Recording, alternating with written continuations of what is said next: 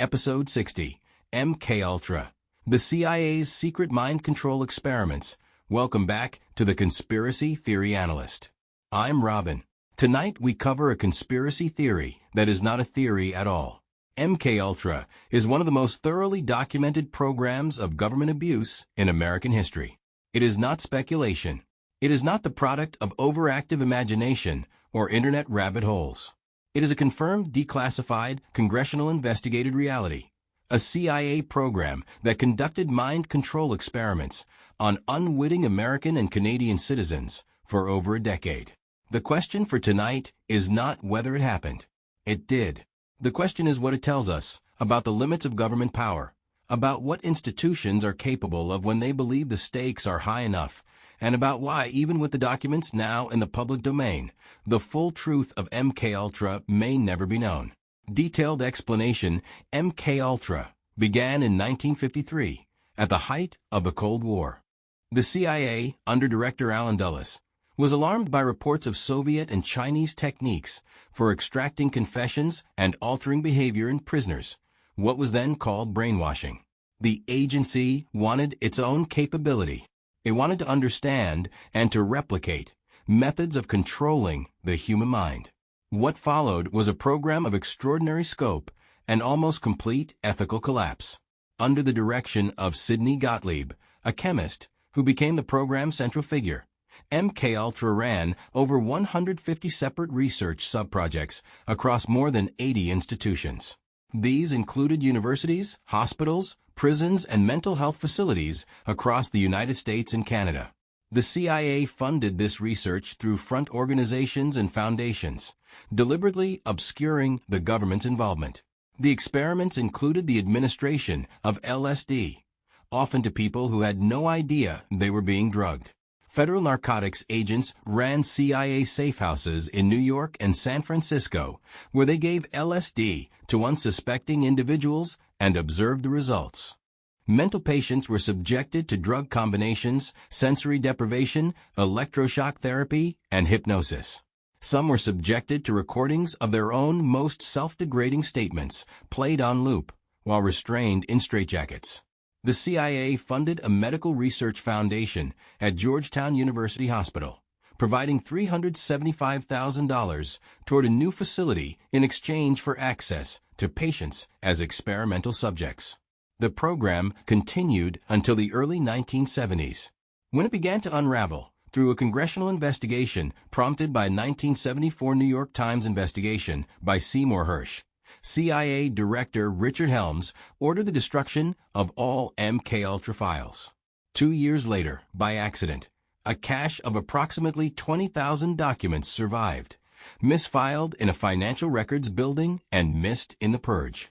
Those documents formed the basis of the Church Committee findings in 1977.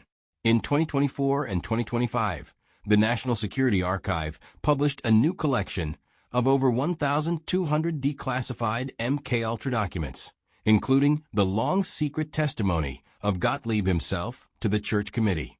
The picture they painted was worse, not better, than what had already been known. Core elements. The first element is the unwitting experimentation.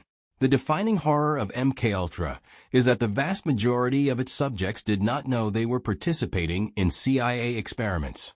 Ordinary citizens, patients in psychiatric care, prisoners, and government employees were dosed, manipulated, and observed without consent. This was not a fringe program. It operated in prestigious universities and hospitals with the full knowledge of their leadership. The second element is the death of Frank Olson. In 1953, a CIA scientist named Frank Olson was secretly dosed with LSD during a work retreat without his knowledge. 10 days later, he fell from a hotel window in New York City and died. His death was ruled a suicide. His family has disputed that verdict for decades. In 1994, his body was exhumed and a forensic examination found evidence more consistent with homicide than a fall. The case was never prosecuted. The CIA acknowledged that Olson had been dosed without his consent. The full circumstances of his death remain unresolved. The third element is the destruction of evidence. The deliberate ordering of the destruction of MKUltra files in 1972 means that what we know is almost certainly a fraction of what occurred. The surviving documents were a bureaucratic accident. Defenders of full accountability argue that a program whose records were deliberately destroyed cannot be said to have been fully disclosed. The fourth element is what the program was trying to achieve. Declassified documents describe goals that go beyond mere interrogation assistance, including developing substances to induce illogical thinking and impulsiveness to the point where subjects would be discredited in public, and materials to cause physical deterioration. The ambition of the program was not defensive. It was offensive. Evidence for and against there is nothing to dispute about MKUltra's existence. The evidence is in the public domain: congressional testimony, declassified documents, forensic findings, and institutional records. The experiments happened. The lack of consent was deliberate. The CIA funded research at respected institutions without their knowledge of the true source. The file destruction happened on the orders of the director of the CIA. What remains genuinely unresolved is the full scope. The surviving documents represent what survived a destruction order.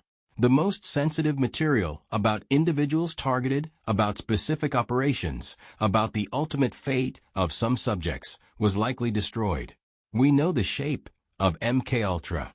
We do not know its full dimensions. Whether MKUltra ever succeeded in its stated goals, creating reliably controllable subjects, is itself unresolved.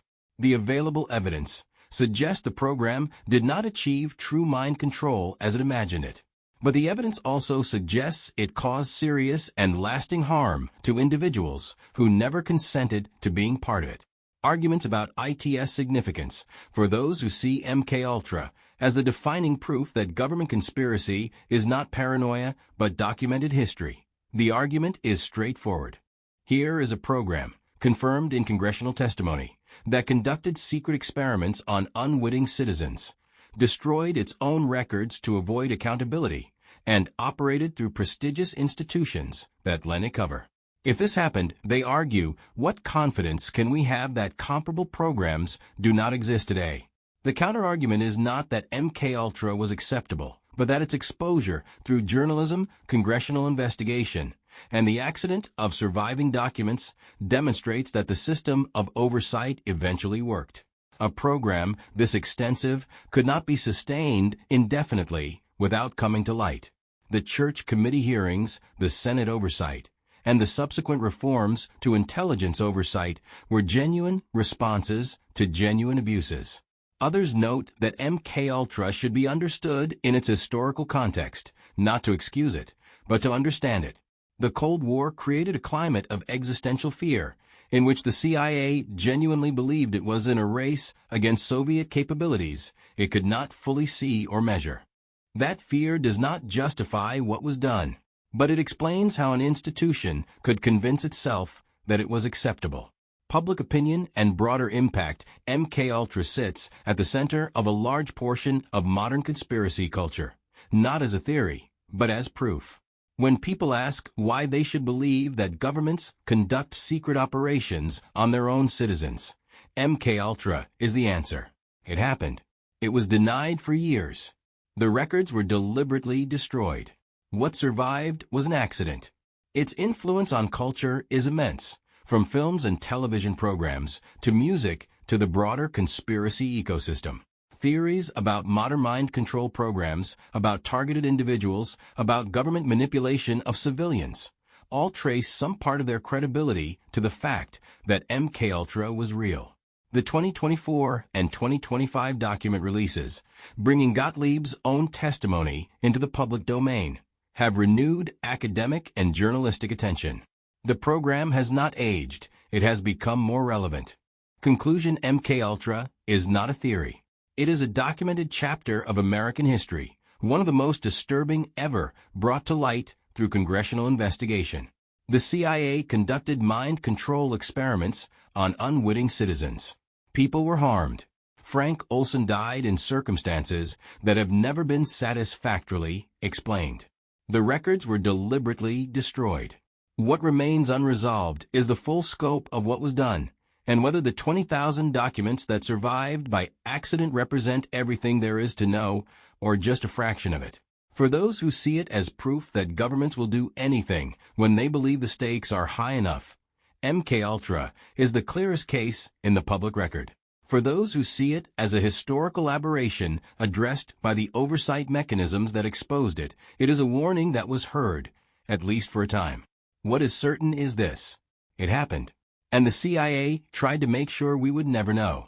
This is the Conspiracy Theory Analyst. I'm Robin. If tonight's episode made you think, please rate and follow on Spotify. Tomorrow on the Conspiracy Theory Analyst, the opioid crisis, accident or deliberate corporate strategy. That's next.